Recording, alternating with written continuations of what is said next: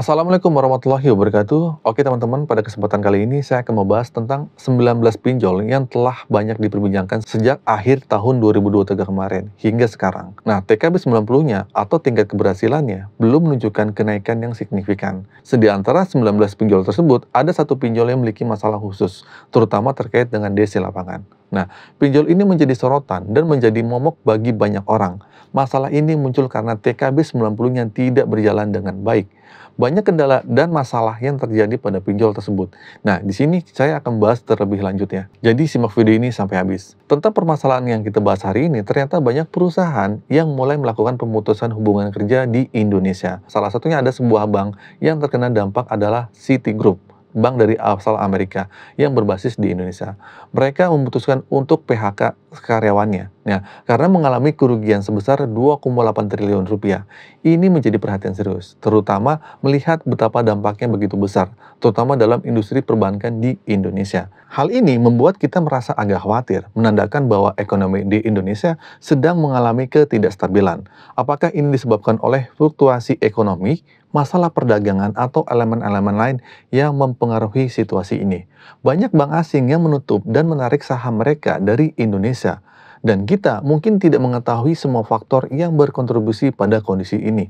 Sebagai contoh, ternyata bank sebesar Citigroup bisa mengalami kerugian sebesar 28 triliun, sehingga memberikan gambaran tentang besarnya dampak pada sektor perbankan, apalagi dengan pinjol-pinjol yang kebanyakan berasal dari luar negeri, terutama dengan basisnya di Cina. Nah, hal ini mengajarkan kita untuk selalu waspada terhadap pinjol-pinjol yang tidak mengikuti aturan di Indonesia, terutama terkait dengan bunga-bunga yang dikenakannya. Nah, sebagai masyarakat di Indonesia, kita memiliki hak dan tanggung jawab untuk memastikan bahwa pinjol yang beroperasi di Indonesia mematuhi aturan dan norma yang berlaku.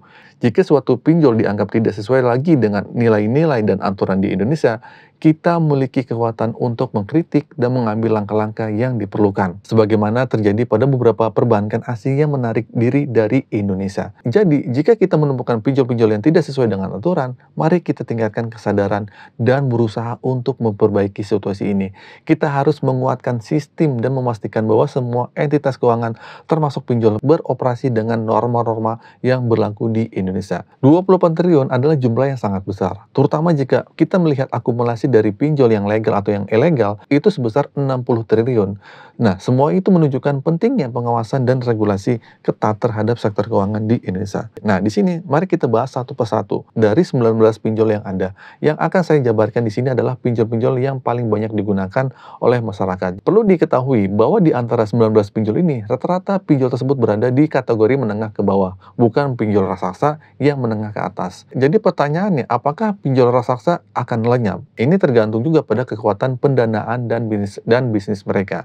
Seperti yang saya tunjukkan di awal, banyak perbankan di luar negeri yang mulai menarik diri dari Indonesia dan dapat menjadi patokan bagi kita. Ini menunjukkan bahwa sebesar apapun perusahaannya, jika banyak yang mengalami gangguan dan tidak mengetahui peraturan yang berlaku, mereka juga akan mengalami kesulitan. Mari kita perhatikan bahwa TKB 90 yang baik saat ini tidak menjamin keberlangsungan bisnis di masa depan. Meskipun suatu pinjol memiliki catatan TKB 90 yang baik saat ini, tidak menutup kemungkinan bahwa di bulan depan atau waktu yang datang, mereka bisa mengalami kesulitan jika banyak orang yang menggunakan pinjol tersebut merasa tidak puas atau alias gagal bayar. Nah, kita perlu memahami banyak kekuatan netizen juga tidak boleh diragukan. Kekuatan bersama masyarakat dalam menyampaikan kritik atau ketidakpuasan terhadap pinjol yang tidak sesuai dengan aturan bisa memberikan dampak yang besar juga. Sekarang saya akan rincikan beberapa pinjol di antara 19 pinjol tersebut. Ada 12 pinjol yang kondisinya kredit macetnya sangat parah. Oke, langsung saja. Yang pertama di sini ada pinjol modalku. Nah, modalku biasanya digunakan untuk pendanaan UMKM dan modal usaha, namun jarang digunakan oleh generasi-generasi sekarang atau generasi Z ya. Namun, modalku saat ini sedang mengalami ketidakpastian nih, terutama karena TKB 90-nya rendah dan juga tidak ada peningkatan signifikan dari TKB 90-nya. Ini berarti belum banyak orang yang mengembalikan pinjaman mereka. Nah, oke, lanjut ada pinjol Maukes. Nah, Maukes saat ini sedang tidak stabil dan tidak mengalami peningkatan signifikan sejak tahun 2023. TKB 90-nya masih berada di angka 5% dan belum terjadi kenaikan yang signifikan. Ini artinya masih banyak orang yang menghadapi kesulitan pengembalian dana di Maukes. Nah, selanjutnya ada pinjol seperti pinjam duit. Nah, TKB 90-nya mulai menurun sejak Januari kemarin. pada akhirnya di tahun 2003 TKB 90-nya berada di angka 94% dan sekarang sudah mulai rendah. Penting untuk diingat bahwa TKB 90 yang baik biasanya berada di angka 98 sampai 100. Nah, sehingga jika sudah di bawah angka tersebut, risiko pengembalian pinjaman menjadi sangat rendah. Oke, lanjut ada Pinjam Go. Nah, Pinjam Go itu sebelumnya berada di bawah naungan Sinarmas, namun sekarang sedang mengalami goncangan nih. Nah, beberapa pinjol yang terafiliasi dengan Sinarmas sudah mengalami kebangkrutan. Pinjaman Go juga sedang mengalami goncangan, di mana tidak banyak orang yang mengembalikan pinjamannya. Bunga yang tinggi menjadi salah satu faktor yang membuat banyak orang kesulitan untuk mengembalikan pinjaman. Sehingga Pinjam Go ini masuk dalam kategori pinjol dengan tingkat kredit macet yang cukup parah. Selanjutnya adalah pinjol Indodana. Banyak yang bertanya tentang DC pinjolnya itu gimana. Nah, perlu diketahui bahwa Indodana memiliki cakupan lapangan yang luas. Nah, tapi mencakup seluruh Jabodetabek aja.